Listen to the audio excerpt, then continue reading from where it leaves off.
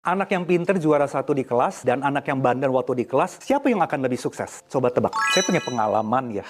Ini pengalaman waktu dulu sekolah. Jadi di kelas ada yang pinter banget, juara satu, juara tiga. Kemudian juga ada yang bandelnya minta ampun, tukang bikin nangis orang. Nah, setelah 20 tahun, saya pengen lihat nih, dari dua jenis orang ini, ya, mereka punya secara finansial dan karir, itu mana sih yang lebih sukses? Kalau jenis yang pertama itu jago dalam akademis, tetapi kurang pinter dalam pergaulan, dan solve the problem ketika ada hal yang sulit. Itu jenis yang kedua, senang mengganggu orang, pinter bergaul, banyak ketemu orang, banyak bisa ngegerakin teman-teman.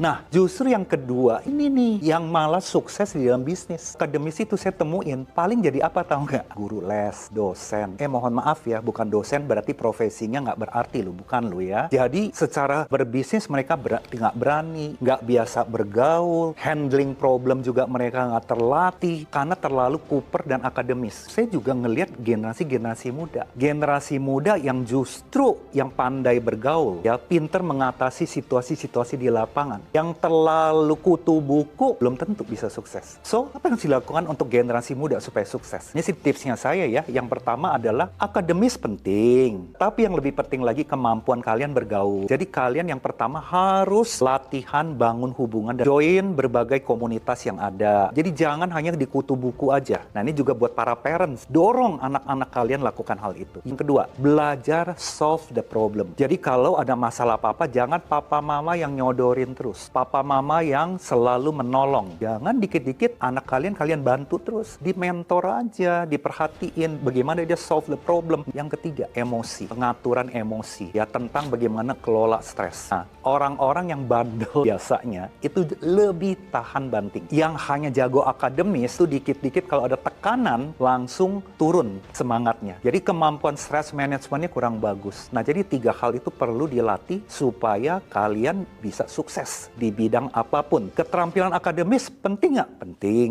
Tapi nggak cukup.